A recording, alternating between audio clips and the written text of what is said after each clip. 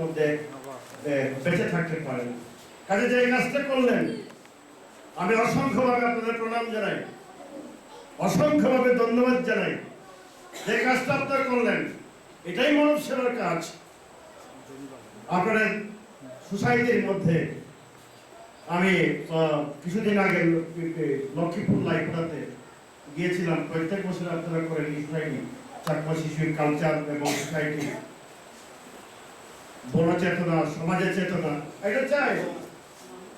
এটা না হলে পরে সমাজের মধ্যে কিছু লোক আছে বিশৃঙ্খলার মধ্যে আছে, উশৃঙ্খলতার মধ্যে, সমাজের মধ্যে কি বলে সমাজ বিরোধী এরকম সৃষ্টি হচ্ছে।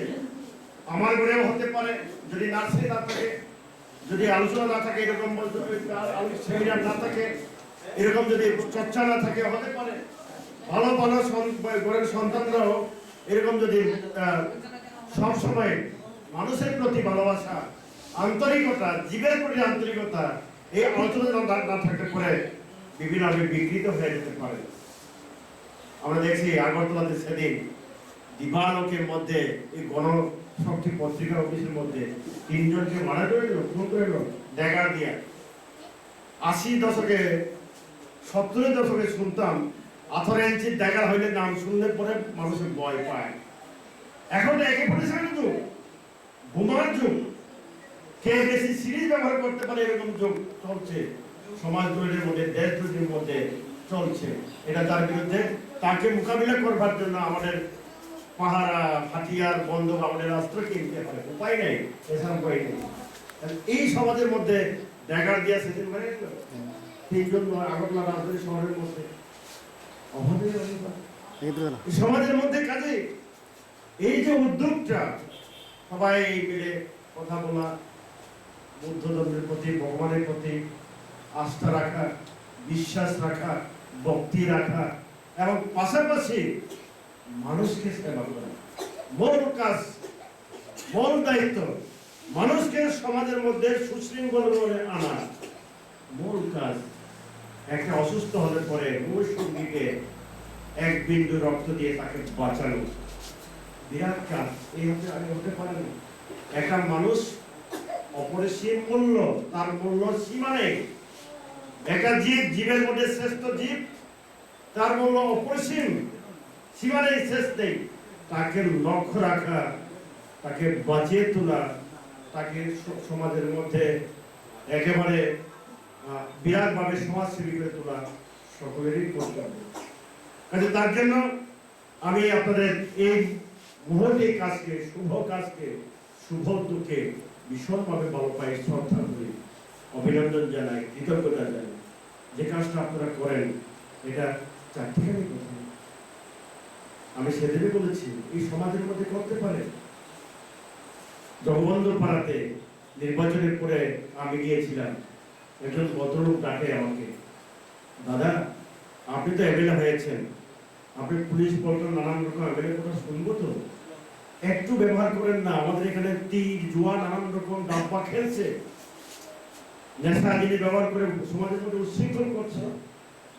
একটু আগে কালাজারি থেকে টেলিফোনে আমাকে জানালো আমাদের একজন কর্মী, চিন্তাশীল মনসুম বলল, ওই দাদা কালকে একজন মাতাল সারা রাত রামনগর বাজার গরম করে ফেললো, একদম অস্বাভাবিক পরিস্থিতি সৃষ্টি করছে।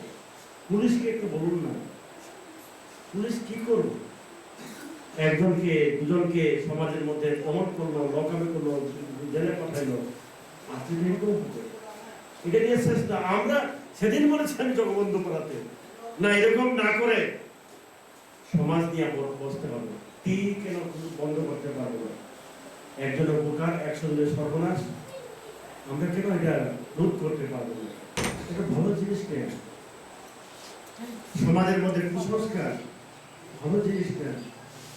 সভ্যতাকে বিশ্বাস করে, সভ্যতাকে আরো সমৃদ্ধ করবার জন্য সবাই মিলে যদি আমরা সমাজকে সচেতন করতে পারি, মা বোনদেরকে সচেতন করতে পারি, অভিভাবকদেরকে সচেতন করতে পারি, ধর্মীয় যারা প্রতিষ্ঠানের মধ্যে যুক্ত আছে নিঃসন্দেহ তারা তো সমাজের জন্য ভালো চায়, তারা সহ মিলে সমস্ত ধর্ম, বর্ণ, রাজনীতি উঠে সমস্ত মিলে আমরা সমাজের মধ্যে সুশৃঙ্খলতা আনতে পারি। আমাদের পৃথিবীর মধ্যে বিরাট বিরাট দার্শনিকরা, মনি ঋষিরা, মহাঋষিরা বলে গেছেন যে সমাজের মধ্যে সুশৃঙ্খল হচ্ছে সভ্যতার বিকাশ। মানুষের মধ্যে মানব প্রজন্মের মধ্যে সভ্যতা বিকশিত করা হচ্ছে আমাদের মূল ধর্ম, রাষ্ট্রের মূল ধর্ম, রাজ্যের মূল ধর্ম।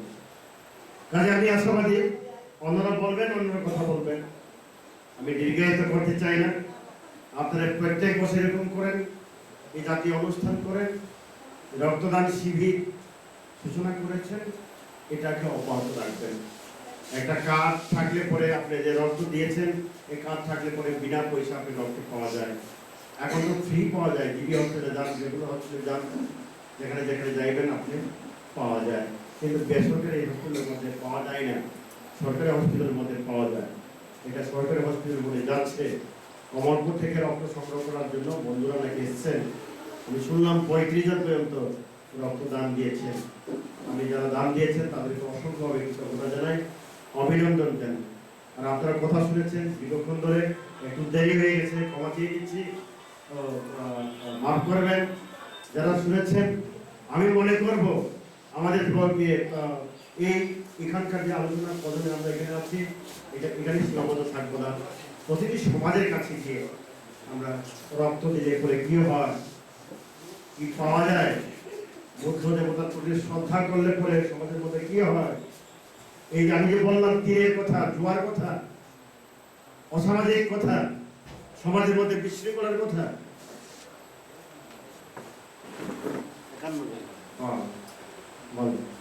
এটা যদি আমরা সমাজের মধ্যে এই সামাজিক অনুষ্ঠান, ধর্মীয় অনুষ্ঠানের মধ্যে আরো বেশি করে যদি আমরা করতে পারি, তাইলে নিঃসন্দেহে সমাজের মধ্যে, দলাদলের মধ্যে সুশৃঙ্খল ভাবে একটা সমাজ গঠন করতে পারবো। রামনগরের মধ্যে, খালাদের মধ্যে, আমাদের লক্ষ্মীপুরের মধ্যে, সারা কন্ডাসনের মধ্যে আমরা সুস্থ সমাজ গঠন করতে পারবো। আমাদের নতুন প্রজন্ম কি চাইছে? বিশ্বের মধ্যে পুঁজির আস্ফালন চলছে, কে কাকে পেছন দিতে পারে, কে কাকে অগ্রসর হতে পারে। আগে বারো কেউ পেছন দিকে থাকতে চায় না, আমরা সবাই আগে যেতে চাই। আমাদের প্রজন্মরা কেন ডাক্তার ইঞ্জিনিয়ার হবে না, কেন প্রফেসর হবে না, কেন সমাজসেবী হবে না, কেন আমরা এই গন্ডের মধ্যে থাকবো? কেউ 10 তলায়, আমরা কেন গাছতলায় থাকবো? আমরা কেন পাকা পানিতে থাকবো না? আমরা কেন বিশুদ্ধ পানির জন্য ব্যবহার করতে পারবো না? আমরা কেন বিদ্যুতের নিচে থাকতে পারবো না? আমরা কেন বিভিন্ন রোগে আক্রান্ত হয়ে মরবো না? আগে বাড়তে চাই, আগে বাড়তে চাই। গন্ডাসরা ছেলে মেয়েরা এখন ডাক্তার ইঞ্জিনিয়ার হচ্ছে, শোনা যায় আগরতলার মধ্যে প্রায় পড়াশোনা করছে, বা ত্রিপুরার বাইরে ব্যাঙ্গালোর নানা রকম ইত্যাদি পড়াশোনা করছে। চাকমাদের মধ্যে পুলিশ অফিসার, ডাক্তার হয়েছে, ইঞ্জিনিয়ার হয়েছে, গড়ে গড়ে করতে চায়। তাইলে সমাজের মধ্যে আরো সমৃদ্ধ হবে, আরো সমাজকে উন্নয়ন করতে পারবো, সমৃদ্ধ করতে পারবো। আমাদের মাটি, প্রতি ইঞ্চি ইঞ্চি মাটিকে সঠিকভাবে ব্যবহার করতে পারবো। তাইলে আপনি যদি সুস্থ থাকেন, আপনি যদি স্বচ্ছ থাকেন, আপনার মন মানসিক ভালো থাকে, এটাকে আর আরাম নেই।